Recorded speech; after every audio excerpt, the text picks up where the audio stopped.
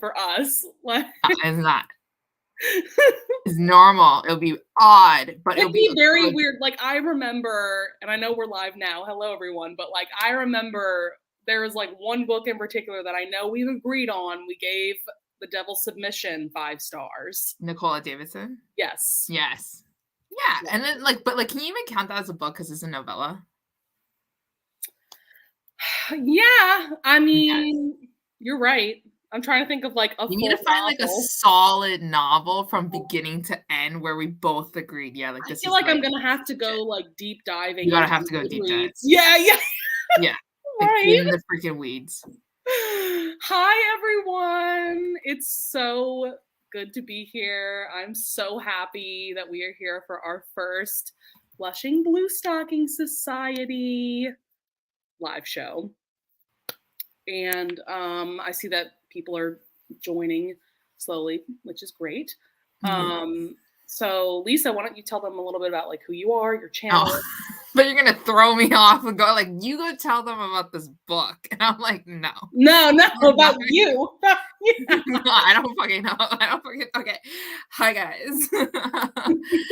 My name is Lisa. I'm from Remarkably Lisa, and I read a lot of historical romances. It's one of my favorite genres. It's my comfort genre, so I always go back to it when I'm always feeling right. Yes.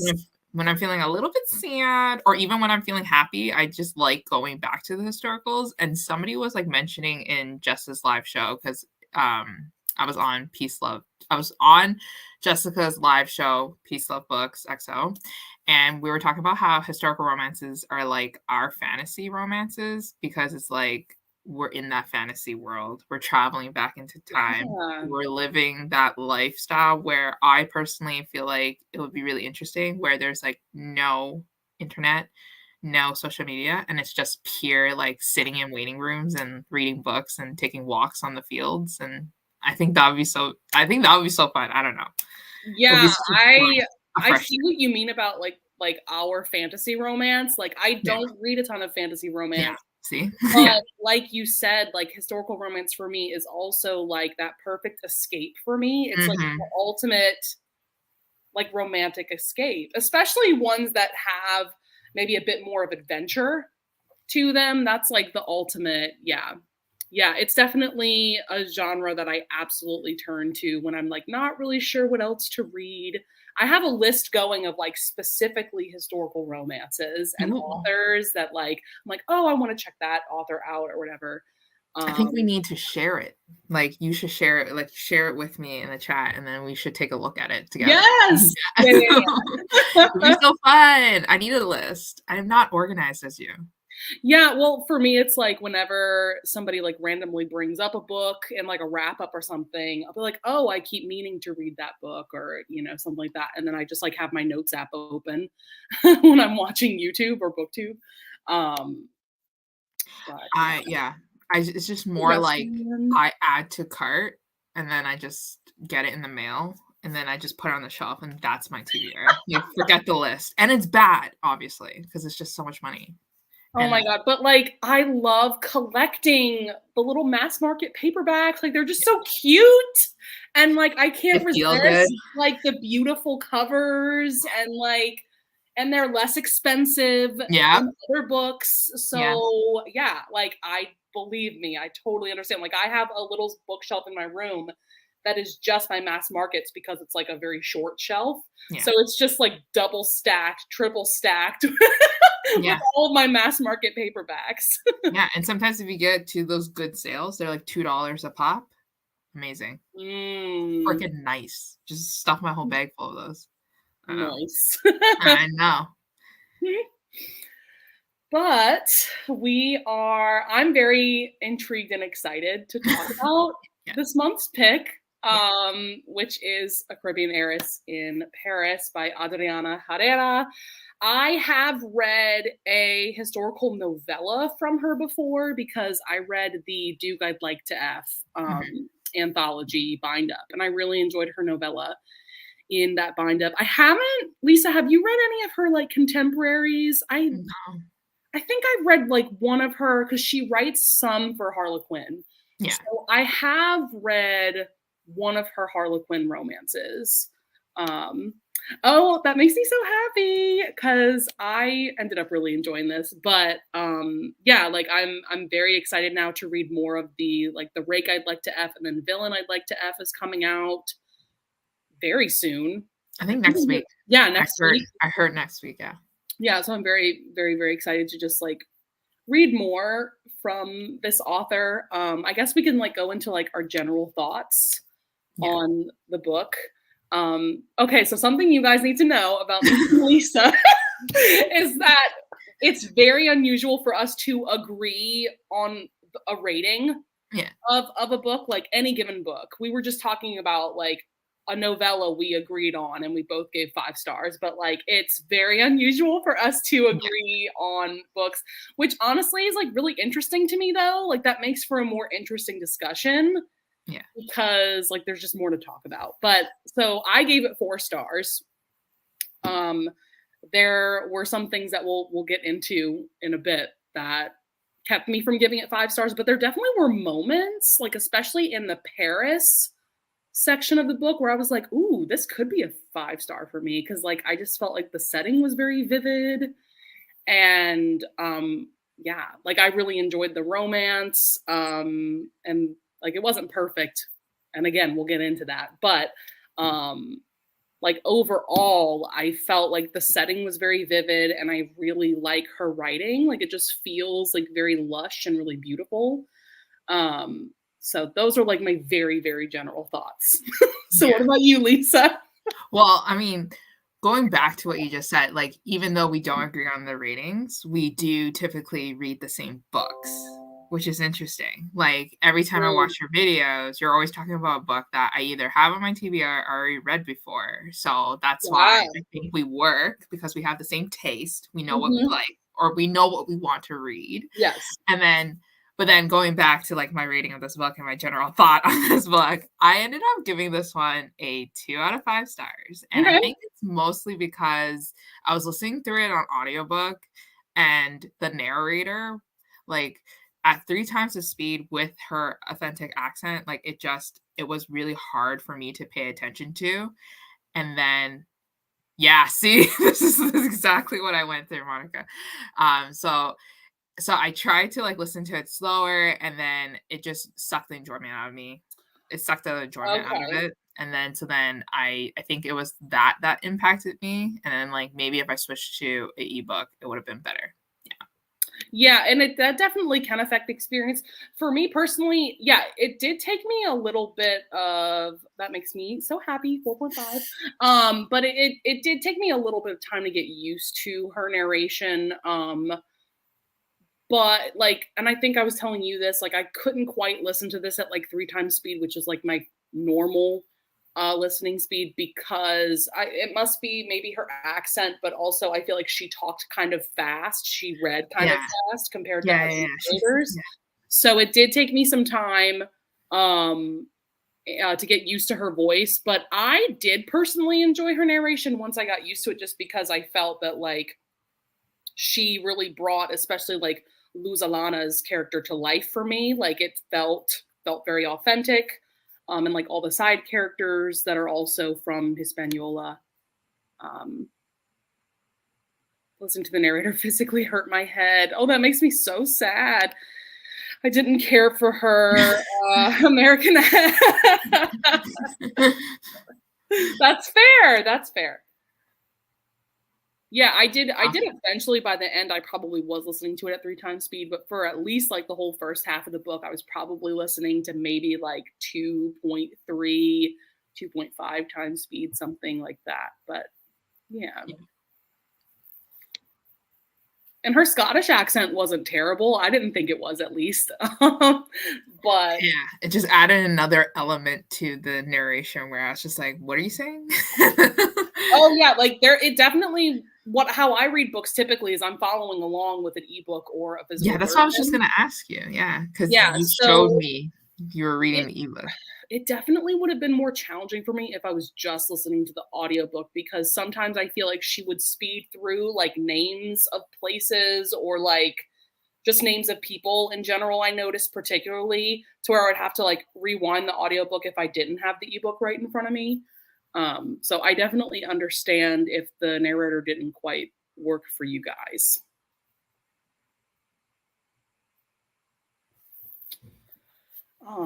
But I guess we can like delve a bit more deeply into maybe like spoilery thoughts, now that we've kind of gotten an idea from everybody, like what everybody's general thoughts were.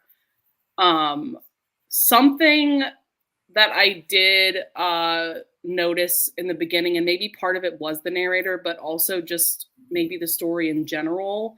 I was mixing up names, and I also felt it a little confusing at times to like fully grasp.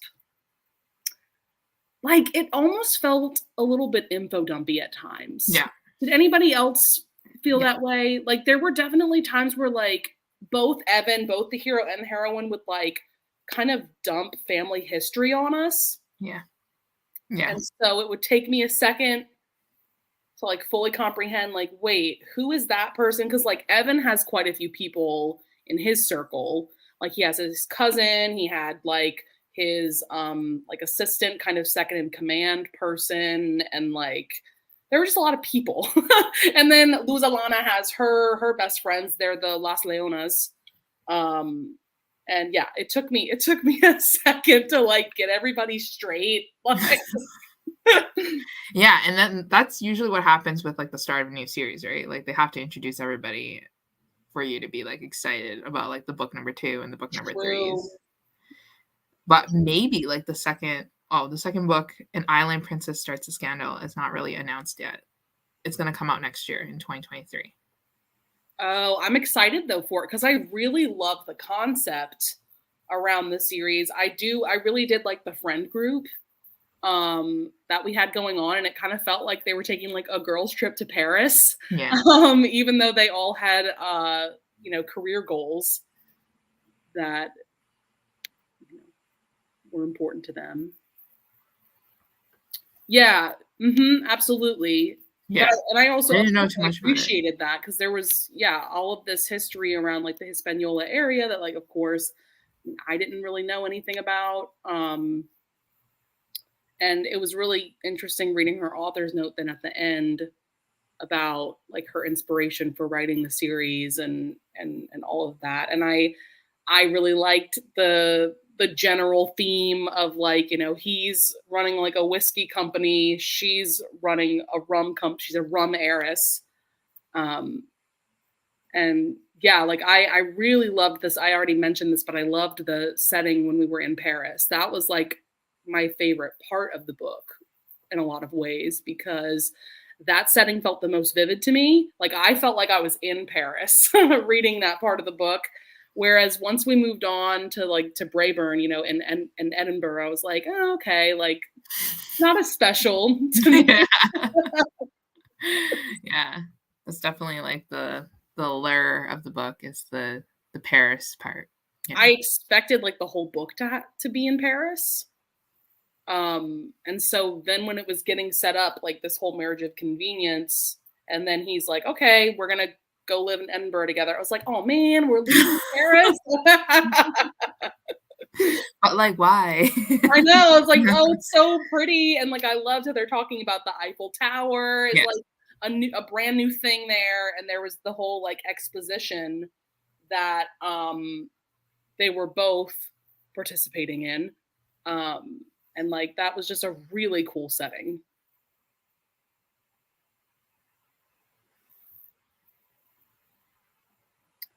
But why don't we get into the romance though, the actual meat of the story.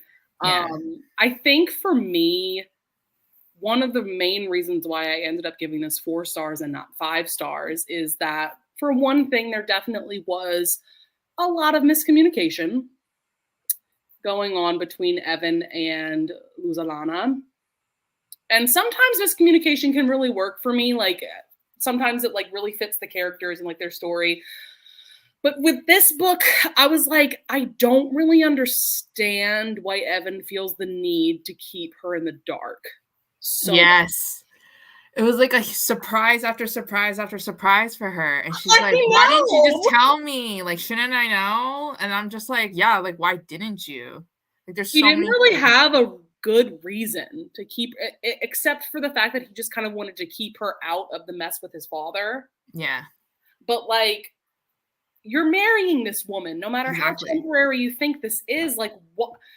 There just isn't a really good reason for you to keep this woman in the dark when time and time again she has said, "Don't lie to me. Stop lying to me." Like, come on. Yeah, I don't You understand know? that.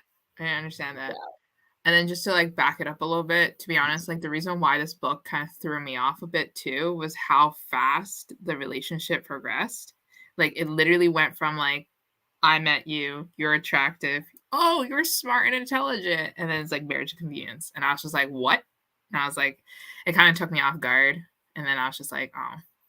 And I just kind of went with it. And then they were like Yeah. really attracted to each other. And then just like it was more lust first, I feel like, before it Oh, fell into like romance. absolutely. Yeah. Absolutely. Um, oh yeah. Mm-hmm. And that's a whole other part of the plot that we got to get into at some point too with his brother Apollo. But yeah, because they definitely like their first kiss was like 15% of the way Yeah. through. Like things started very fast. And I was reading Crystal's review because she also gave this 4 stars. Yeah. And her review like hit all of the points for me of like why I ended up giving it, taking a star off of my rating. And something she brought up was like you said about it being lust driven Mm-hmm. and how like it's interesting because there were so many points where like Evan would say incredibly sweet and swoony things to her. Like Mm-hmm. there was an emotional connection, but more the lust took over. Yeah. Like when it came to the relationship between the two of them. And for me, a perfect romance is when you balance the two perfectly, Of course. Yeah. you know? Yeah. So that I think was a little bit disappointing as well. That like I was convinced that they loved each other, but at the same time I was like, do you love each other just because you're just so attracted to each other? Like, Yeah. you Yeah. know? Yeah. For sure. But I really liked our hero and heroine. I really liked them as characters. Um, yeah, there's some really beautiful fan art, I think it is, on Really? Adriana's Instagram. I'm going to find it, of the two of them. And it's like stunning. It is beautiful artwork. Um, and this is always disappointing to me. The cover model on this cover, she's not plus sized, but Luz Alana is definitely curvy. She's definitely a curvy heroine. And so in this fan art, which I gotta find, she I'm actually looking. is curvy, and we just love to see that. I'm looking. Oh, here it is. Ooh, okay, let's see. Oh, it is so pretty. Isn't that so beautiful? And I love that Luz Alana like wears these like bold colored gowns because like obviously most women of society um weren't wearing bold colors like in ballrooms and things like that. Um and I know I sent you an excerpt from like towards the end of the book when she was like throwing shade at Yeah. that countess Yeah. when they were at the ball. Yeah. Do you think they would? I don't think they would eventually get a divorce. I mean, I did believe that they loved each other, but one of the things that also hindered my enjoyment a bit is that we don't get an actual epilogue. And I would have liked to have seen an epilogue where they're like running their companies together and just like being supportive of each other. I don't need kids in an epilogue, but Yeah. I would have liked to have seen just a bit more of their HEA. And granted, this is book 1 in a series, so we probably will see snippets of them in subsequent books. But I would have liked to have seen just a little bit more. Yeah. Oh, she said, why did Lee? What didn't you like? I didn't like the pacing. It's all about like the setup of the book. If it doesn't set up right for me, then I lose interest, and then I get really bored. And then that's exactly what happened. Like I honestly honestly, let's be honest here, because this is our book club, but I actually DNF'd this book at like 60-something%. So do I remember what Apollo did? No, because I never read it properly. Oh, okay, so we gotta like really get into this, Lisa. You tell me. Okay, you tell me now what happened with Apollo and like what happened. I gotta tell you the tea. Okay, tell me the tea. All right, tell me the tea for everybody. Like, yeah, let's revisit this. Yeah. I hope Apollo is the hero of the next book. Like, absolutely. Because, okay, so towards the end, the ring that he gave her, that was very sweet. So towards the end, a snippet with Apollo was that we realized that he has a past with, I think it's Aurora. Like, maybe they had a one-night stand or something. There was definitely like a little conversation where he sees her and it was like oh, lovely to see you again kind of thing. And she's just like, oh my God. And he's just being like, flirty and irreverent like Evan is. And so, yeah, like I think that, oh, really? I'm excited about that. Oh, Apollo's going to be book 3. Okay. Cool. Yeah, because I was just reading it and I was like, I don't see Apollo's name in the synopsis for the second. Oh, the synopsis is out? Yeah. Oh, okay. Cool. Well, that's really exciting. And Cora. Oh, yes. Okay. Yes. Yep. And so, yeah, the tea with Apollo. So we're going to get back to this. Okay.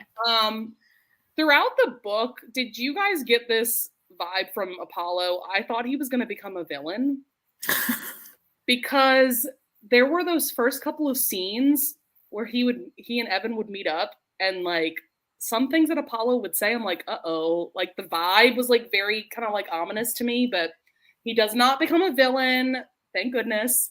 But that was like in the very like first scene or first couple of scenes with him that I was like getting a vibe. And then like towards the end, Evan was trying to like change plans because he was falling in love with Luzalana, and he was like, oh wait, maybe I don't want to embarrass my father at this ball because that's gonna damage Luzalana's reputation or whatever. And at first Apollo was like, absolutely not. Like, what are you talking about? We're not going to change plans. But then they met up again, and Apollo was like, if you would have just explained to me that it was because of your wife, like, then yeah, we could have changed plans. So once again, miscommunication. Evan can't talk to people, basically, is what's going on. Yes, I was waiting for a backstabbing. I really was. But then towards the end, like I said, when he was like, if you would have just talked to me, like I understand. So anyways, they do end up going to the ball. The plan is just like, Apollo's like, hey, give me the signal and I'm just going to show up. I'm going to be like, hey, Pops, what's up? Like, what's going on? And so he does. And the Duke is like, what is going on here? They like corner him in his office. And yes, I love that Apollo ended up being like giving him advice and stuff about his relationship with Luzalana. But we learn throughout, I don't remember when we learned this, but remember how like they were accruing all of his debts? Like they bought all of his gambling debts and things like that. And so they were like, hey, we own you because we have all of your debts. So you are going to give up your, like, I guess, running of the dukedom to us. Like, he's still technically the Duke because he's not dead. But they were like, you're going to give us everything. And he does. And then I think he just kind of leaves. Like, and then they also, like, you remember the whole thing about how the Duke ended up marrying Evan's fiance, Charlotte? Oh. They also made it so that Charlotte ends up running off with her lover. That's funny. That's freaking just desserts right there. Yeah. I was surprised about this, and well, it was interesting because then it did lead you to believe that the Duke was responsible for there's like a warehouse fire. Someone sets fire to the warehouse where all of their liquor is stored. And so at first we're all thinking it's the Duke because he did capitulate pretty quickly and easily. But plot twist, it was Percy, the man that was in charge of Luzalana's trust, or her inheritance, that like set fire to the warehouse. And then like I personally love historical romances where there's no third act breakup, but there is like a villain who's trying to like kill somebody. Yeah. And so that's what happens is that like Evan and Luzalana, like they don't have a third act breakup. I mean, they have got plenty of other things going on because they don't talk to each other. But yeah, so Percy kind of like takes Luzalana hostage. Like she goes back, she's trying to get like a recipe book. Her grandmother's recipe book is at like Evan's office building, I think, or her offices are in that building, right? I think. So she goes back for the book, and Percy's like, oh, hey, like, I have a gun. I'm going to kill you. And so, but she always has the pistol, like, in her garter belt or whatever. And so this sounds very convoluted as I'm as I'm telling this to you, but I feel like it made more sense when we were reading it. But yeah, basically they take him down. He ends up going to jail. And then we have the path to our happily ever after. So yeah. So basically, I cut out all the exciting parts and I just stuck with them. I know you didn't get to read the ball scene, which was the excerpt that I sent you. Yeah. So do you guys remember at the ball when that countess is throwing shade at Luzalana, and she basically like throws it back in her face? And one of the quotes, I have it saved on my phone because I thought it was just such an iconic quote to this woman. She said, oh, this is the Duchess talking to Luzalana.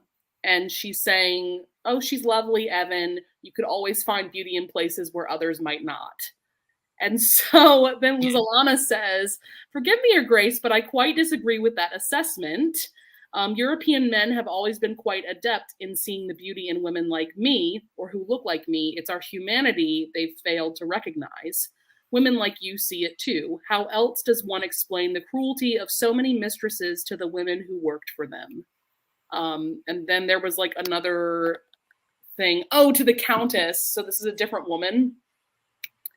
And like the woman's throwing shade at her gown because Luzalana wears like these beautiful, like bright colored gowns. And Luzalana's like, well, I don't need a bustle because I got plenty going on. Junk in the trunk, basically. Meanwhile, like the Countess is like this like bony, skinny woman. Like, and it was just like such a funny and iconic moment. Yes, she cut her without bleeding.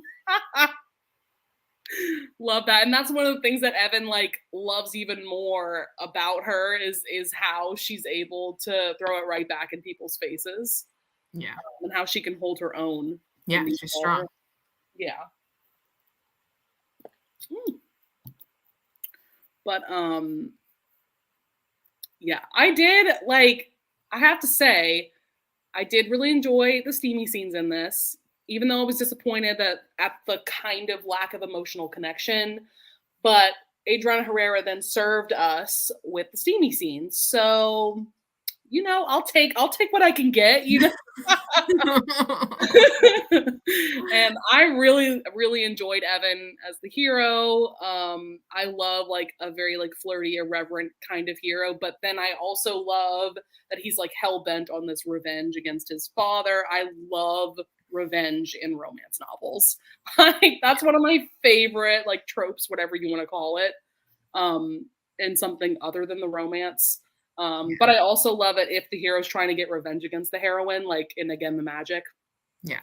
It's dark, nasty, twisted, and keeps the plot interesting. And gives, Mm-hmm. like, more, like, layers to the characters as we try to discover, like, what their motivations are and things like that. So it's always interesting. Mm-hmm. Yeah, and I liked how Apollo's character was changing throughout. Like, I already touched on how I was like, oh, is he gonna, like, You stab thought he was Evan creepy. back? But then, like, later and later, we see that, like, he really is an amazing brother to Evan, and, like, they really respect each other, and, um, you know, it's really satisfying to see this revenge, like, come into play finally, because we learn more and more throughout the book, like, how much of a shit his father was, the Duke. Like, the fact that he, like, married the woman in Hispaniola, and then she died in childbirth, and then, nor yeah, isn't that what happened? And so then he just, like, fled. He just, like, went back to the UK, and we find out that he, like, paid a woman to make sure that his son would be killed, so that couldn't come bite him in the ass later.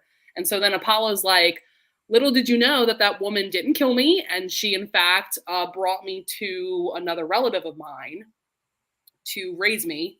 Um, and so then he was able to make his way to the UK, and then he connected with Evan.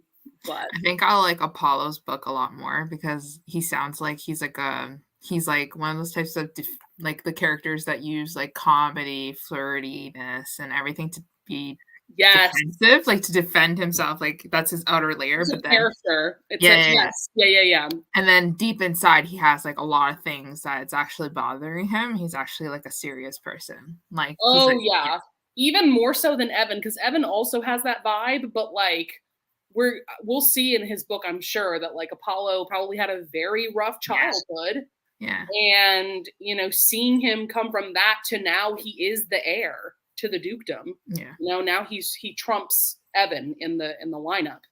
Um, and so that is going to be a really interesting kind of like rags to riches storyline for sure. I'm so excited that the next book's going to be a sapphic romance. I didn't know that. I think it's gonna be so interesting. Mm-hmm.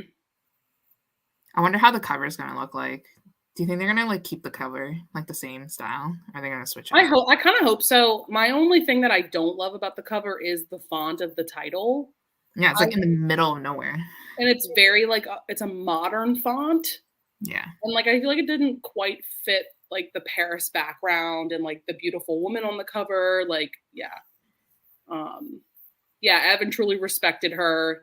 Yeah, I really liked him, and I liked that there were moments where Luz Alana was like, listen, I get that you want to save me, that like you but you're like kind of going about it the wrong way. Like there were definitely moments where like he would just get so angry because people would mistreat her. And so he wants to be this like knight in shining armor because that's just like an instinct for him. And she's like, but that's really like not the best way to go about this. Yeah. Like I've grown up with this kind of prejudice my whole life. Like, you know, it's definitely like a difficult situation because like you want to save the person that you care about and that eventually that he loves, but at the same time like you can't take that away from her. Like you kind of have to let her save herself, you know.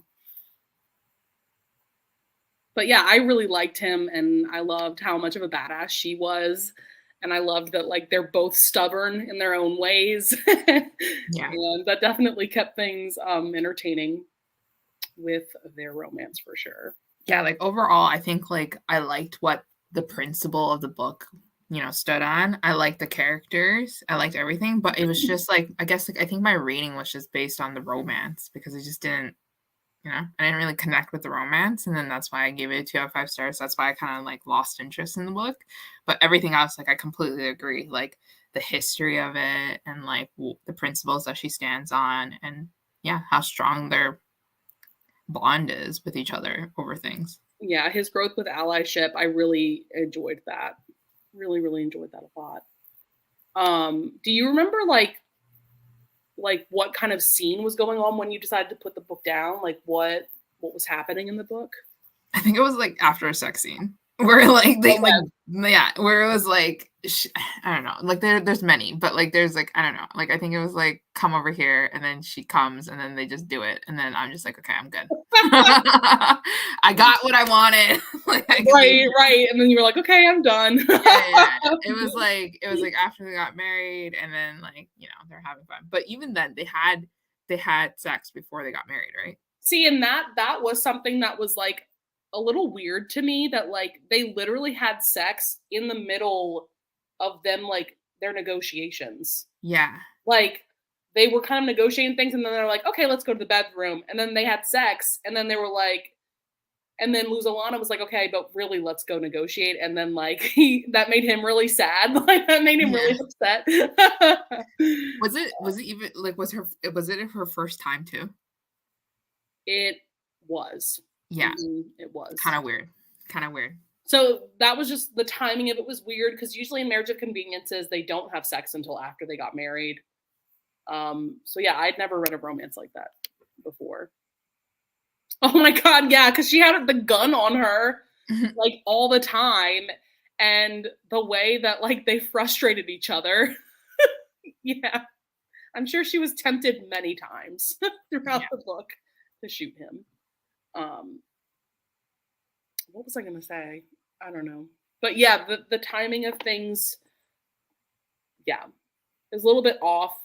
But at the same time, like it's interesting. I went into this like because I saw a lot of people giving this 3 stars, and so my assumption from that was, oh, it must be because the romance doesn't have enough focus, because I thought that the story was going to be maybe too focused on like the rum versus whiskey, and like maybe like the history and like all of that stuff. So I actually was pleasantly surprised when the romance was like so much of the focus of the story. So I think I was just having a good time. So I was like, oh yeah, like I really loved the scenes like when they were in Paris, and like he took her, oh well, they were on the Eiffel Tower, and that was their first steamy scene. And then when like he took her to like a little cafe, and like they had like dinner together, like that was really cute. They like actually went on dates and stuff. Well, you said it, not me.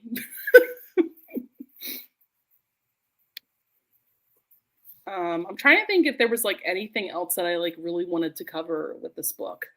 Like I said, I thought that the writing was really beautiful and the settings were very vivid.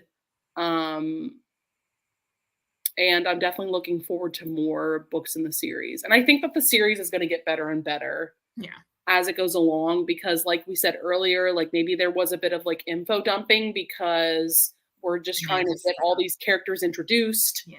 We're just trying to like, form what this series is going to be. So I definitely will continue on with the series.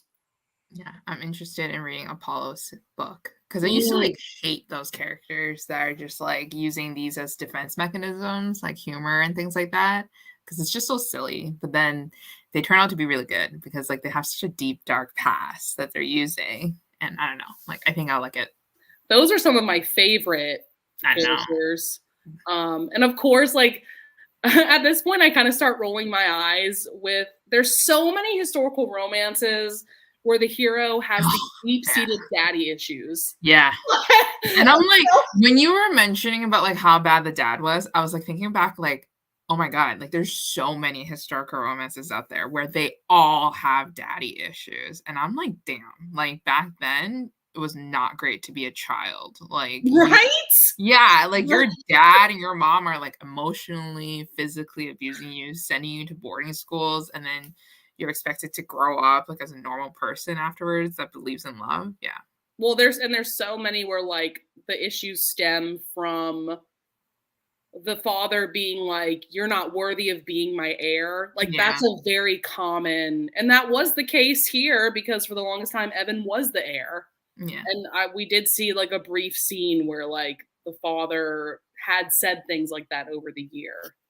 No, mommy issues wouldn't be better, but it would at least be something different. Yeah. like I don't think I've ever read like a historical where the hero has mommy issues. I don't think the mom would be always like the biggest thing. Like I feel like they always like try to do like masculinity, like if it's a hero, they're gonna follow the dad and things like that.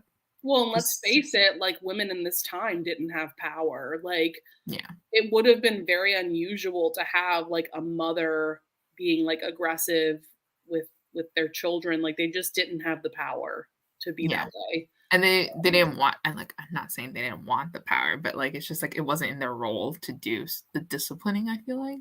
Well, and then a lot of these families of nobility, like the mothers weren't necessarily raising these kids. It was Yes. governesses. So Yeah. it just the atmosphere, the environment wasn't like that. Like it obviously like it is today. Like it's just a very different way of parenting. Yeah. Speaking of dads, I like it when the dads are like silly and goofy and they just don't know what they're doing. And then like it's always like the daughter that's like kind of like taking care of the dad and then like trying to like make sure that the dad doesn't do something crazy and stuff like that. I love it. Oh my god, that's totally like Belle and yes, that's what I was just gonna say. Yeah. Beauty and the Beast and Belle and the Dad. It's like my favorite stuff to see. I love parents that are just like, goofy and silly and like endlessly supportive of their kids. Like what comes to mind is, Lisa, have you read like a lot of or a few of Lorraine Heath's books? Like have you read because what's specifically coming to mind is Falling into Bed with a Duke. That's the spin-off of like The Scandalous Gentleman of St. James. But anyways, the parents in that are the hero and heroine in Between the Devil and Desire. So that's Jack is the hero in that book. So anyways, in Falling into Bed with the Duke, now we see Jack and Olivia as parents, and Minerva, the heroine, is their daughter. And so Jack is just this like funny and entertaining dad now. And like I love those kinds of like spin-offs, like where you see the different generations and now like they're the parents. And because we already fell in love with them in their book when they fell in love, like they're just amazing parents now. And like, yeah, I love that vibe. I've read basically every Lorraine Heath novel except for her westerns. Her westerns I didn't read. Oh, okay. Oh, wait. There were some historical romances I didn't read from her. It was like, let me see if I can find. I've only read a few, honestly. I really haven't read that many. Okay, so yeah, but I like how you remember the family tree because nope, not for me. I don't know. I don't remember any family trees. I just like not great. Well, and I read those books out of order because the first series that I read from Lorraine Heath was the Hellions of Havisham series, which that's Falling into Bed with the Duke, and then the other two books. So seeing Jack, especially as a dad, I was like, oh, does he have his own book? And so I looked it up, and they are in Between the Devil and Desire, the red cover. And so then I like immediately had to read that series because I was like, wait, this is like an amazing character, and they're just so supportive of the heroine. But yeah. I didn't read. Okay, yeah, there are some books I didn't read. Fortune, Daughters of Fortune. I never read those yet. Mostly if there's an audiobook for it, I like probably read it, but then if there's no audiobook for it. Yeah, pretty much all of her books, like the audiobooks are pretty easy to find. Like I've been able to find like all of her audiobooks on Hoopla. That's like like the main service that I use for like audiobooks just because you get like a ton of borrows per month. But you know what? I've been hearing about Hoopla so much. So if your library uses it, I do recommend it. But how many borrows do they allow you to take? 20 per month. So what I do is at pretty much the last day of every month, I go and stock up on the rest of my borrows so that going into the next month, I have 20 new borrows plus all the books that I just borrowed that were left over. Because they don't roll over. You just get 20. Yeah. So like all of her audiobooks are on there. Like they have a very good selection of audiobooks for sure. And So then what's the playback speed? I think that's the one that's it's up to, you can go up to 4 times speed. Really? Yes! You're blowing my mind. Like, this is amazing. What am I doing with my life? I've literally put holds on my library and waited like weeks, and I'm already seeing like majority of the books that I want to read on Hoopla. What am I doing with my life?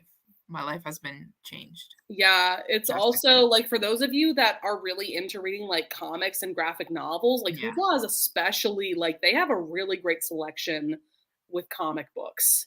Yes, I see them too. Oh, you only get 12 a month? Y'all. Wait, how do I check how many I get a month? Does anybody know? Wait, what? Like how do I check how many I get a month?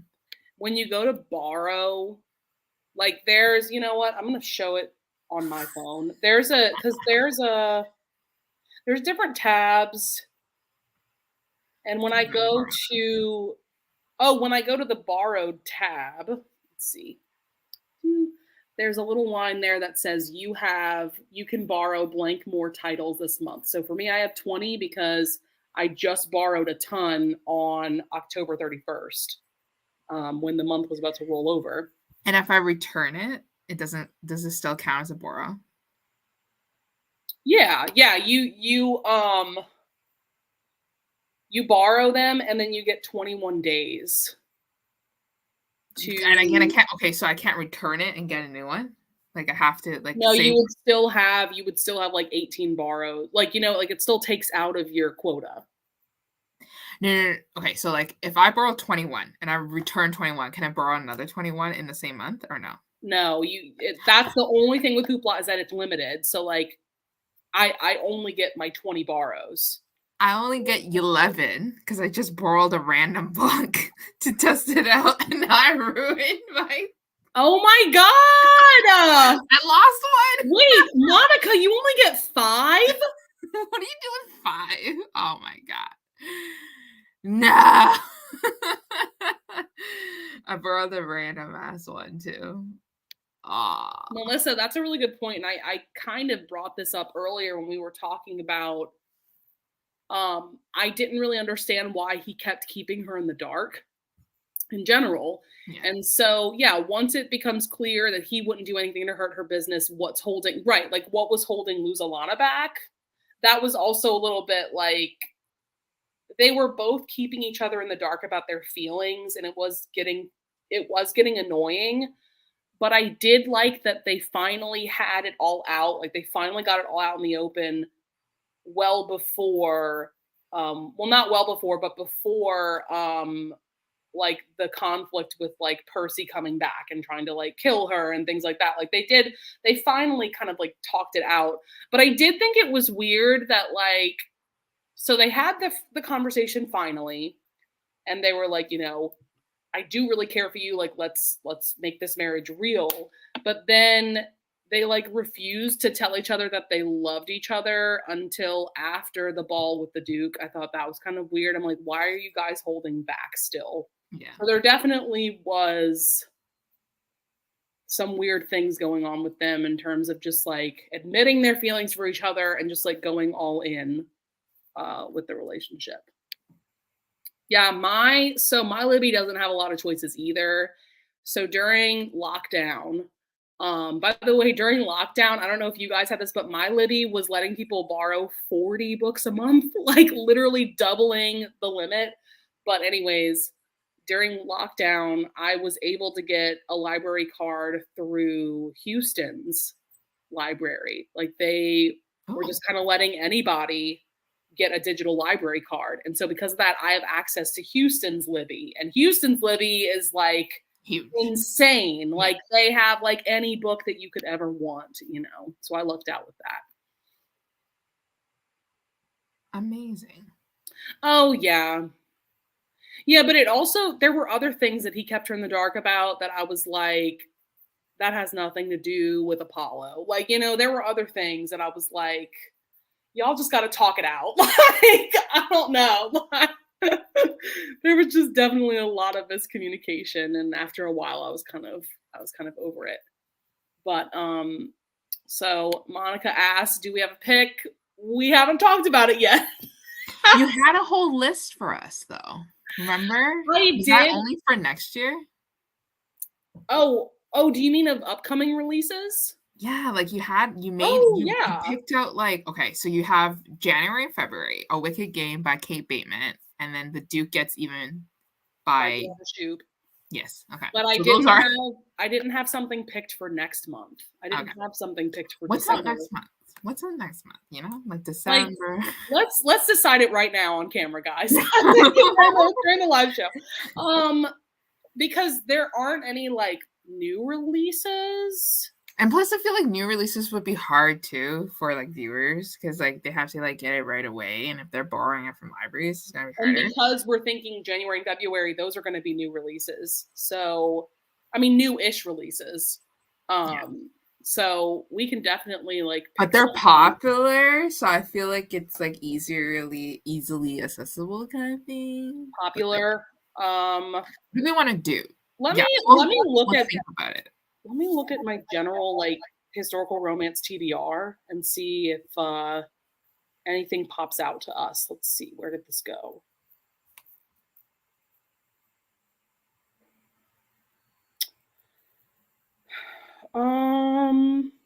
See, there's a lot of series that I've started that I want to get back into. That makes me really happy, Melissa. I love Joanna Shupe. I'm currently reading Baron, which is book 2 in her Knickerbocker Club series, and I'm really loving that. That was like the first series that she ever published. That wasn't with Avon. That was a different publisher, and I'm really, really enjoying it. Let's see. Like there was a comment that I missed. Oh yeah, I agree, Melissa. There was like no reason at a certain point, like girl, just talk it out and just like confess your feelings. Like, you know, he cares about you. Like come on, go all in. Okay. Because like I'm in the middle of the Rescued from Ruin series by Elisa Braden, and I know that a lot of people really enjoy her newest series, which is like the Midnight in Scotland series. By the way, all of her audiobooks are on Hoopla as well. Have you read Elisa Braden? Yes, I didn't like it. Okay. What have you read? I'm curious. It's like the Highlander one. So I think those are her newest. Yeah, I think those are her newest books. I'm in the middle. Sorry, what's her name? Huh? What's her name? Elisa Braden. Elisa? Yes, okay. Yeah. Yes, The Making of a Highlander. Jesus. Oh, yeah. That's the one in that series. I gave it 3. I gave it a 3. Okay. Yeah. Not bad, but it was just like not my favorite. Yeah.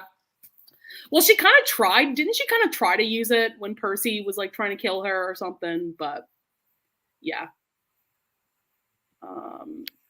Yeah, I've been enjoying her Rescued from Ruin series so far. I've been enjoying Scarlett Scott. She's a KU author. And I'm in the middle of a series by her. There's quite a few books from her because she's really good at like advertising her books on like Instagram reels and stuff. So, like there's a lot of books that like sound really good by her. And some of her audiobooks are on Hoopla. I never read a Scarlett Scott book yet. Girl, me too. I am ready for his book. His book is going to be book 3. I'm very excited because like Lisa and I were saying, like, I love characters like Apollo who have had very hard lives and use like humor and flirting as like a mask. Yeah. And we're ready. We're ready for Apollo's book for sure. I'm also kind of in the middle of Julie Ann Long's. I need to read that, yeah. Series. I've heard amazing things about how the Marquis was won. That's like book 5 in the series, but like you don't have to read these books in order. But I've heard amazing things about that book. I'm also finally about to start Lisa Kleypas's Ravenel series. Interesting. What else? We could read a Nicola Davidson. Ooh, Ooh. Ooh. Okay. Let's look. You know, I mean, so she actually has a couple of full-length novels that yes. sound really good to me. I'm gonna have to look up the titles. Okay. But there was one that I bought because she's also really good at advertising her books because she'll go onto Twitter and like kind of give random quotes or like random like situations around a sex scene or something. And I'm like, okay, well, I want to read that. Because one of them, I gotta find the title of it, but I think the heroine is in the business of making sex toys. And let me see. I think it's like technically book 2 in a series, but again, it doesn't matter. This is called The Best Marquis, and I'll show you guys the cover. But this one it's technically book 2 in the Wickedly Wed series, and Lady Pippa Nash is a proud spectacle-wearing bluestocking, perfect for this book club. Nice. Let's see. Her scheming grandmother arranges an unwanted betrothal. There's only one person who can help thwart the plot. Her oldest and dearest friend, Lord Finley Knighton. Oh, we love a friends to lovers. Okay. He's the son and heir of a cruel marquis. Daddy issues once again. We just love to change your title to Daddy Issues Book Club. Like right.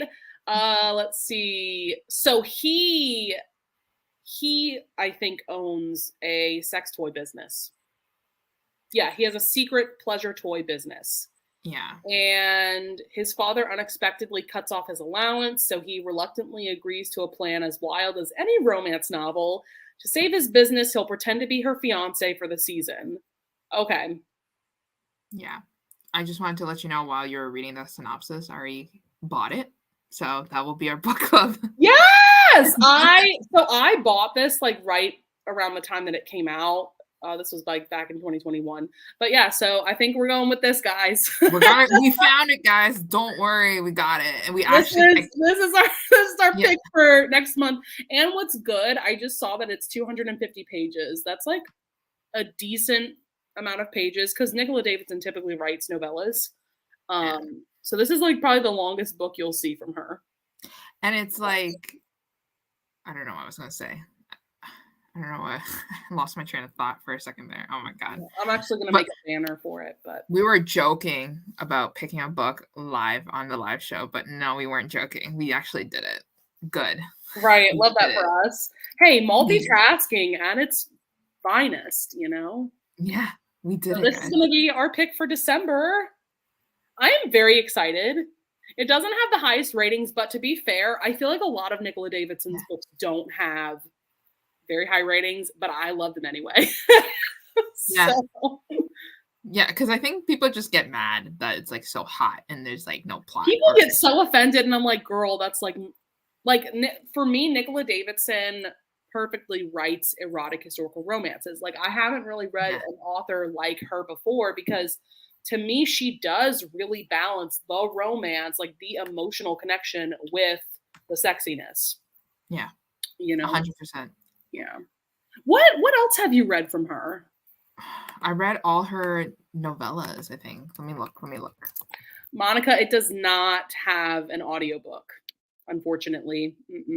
But and I don't think it's on Kindle Unlimited, but it's not. You can request your libraries to buy like the ebook copy because I've requested that my library buy like a Nicola Davidson before and they did. So I think that like her books are, she's a bluestocking.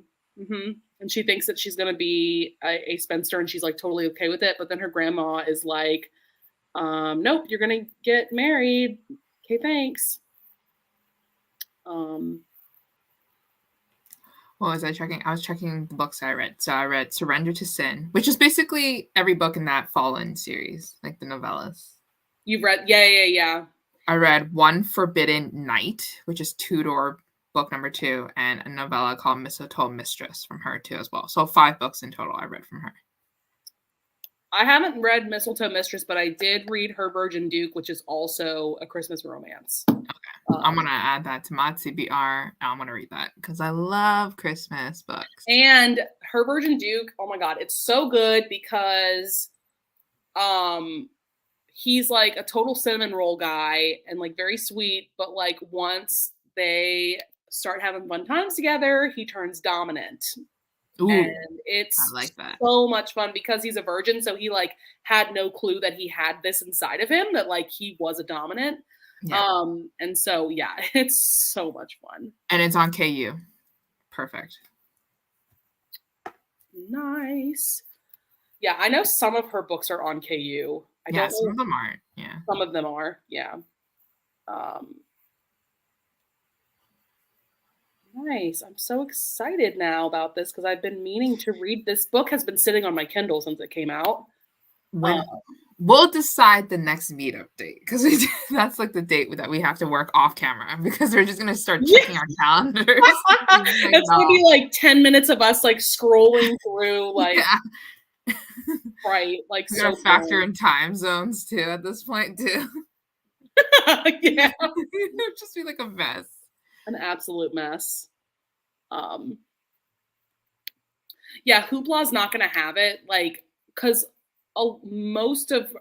this one does not have an audiobook, unfortunately. Like only a few of her books have audiobooks that I know of, because I know her Fallen series like just recently got an audiobooks. So you're not going to find it on Hoopla, unfortunately, but like I said, you can request that your library buy it and see what happens. Because my library has bought Nicola Davidson books before. But yeah. Oh, I bought book 1 too at some point. So there you go. It just gets lost as soon as you hit checkout. You just lose it. Oh yeah, gone. Yep. And dang, this book only has like 150 like ratings. Not many people have read this yet. We're gonna boost the sales. Yeah, that's our plan. It'll be fun. Yeah. Awesome. Yeah, so I've heard amazing things about On the Hustle because that's her most recent release.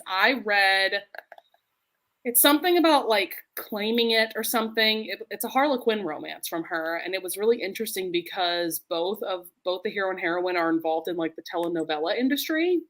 Oh. And that one was solid. I gave it like 4 stars, and the audiobook is on Hoopla in case anyone's interested. But yeah, other than that, I've heard really good things about, like, she's got a series that are mainly queer romances that I've heard really good things about.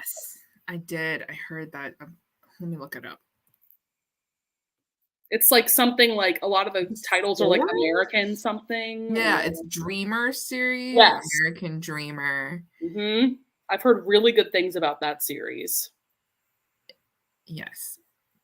All 4-star ratings except for book number 4. Book number 4 is 3.8, but that's still high. Yeah. Well loved. Yeah, that is. Yeah.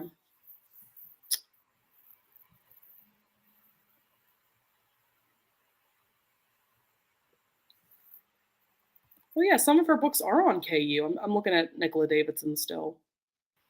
That's nice to see. I've also started reading her novella series. It's called the Surrey Sexual Freedom Society series. And the first novella is like My Lady's Lover, which is a sapphic romance, and I really liked that one. My Lord, Lady, and Gentleman. Yeah, that one's book 3 in the series. I've heard really good things about that one. That's a poly romance. Yeah, though that series is on KU. And this novella, let's see, this one is called, I'll just show the cover real quick. Nope, never mind, because it went away. I gotta scroll back up. It's called Duke for Hire. This was in the Duke I'd Like to F anthology, and this novella is on KU, and I really loved this novella. It's really, really good. It's an age gap, I think, a slight age gap, and it's like a lessons in seduction type plot. Ooh. Yeah, On the Hustle, I think, is on Hoopla. Yeah, the audiobook for that.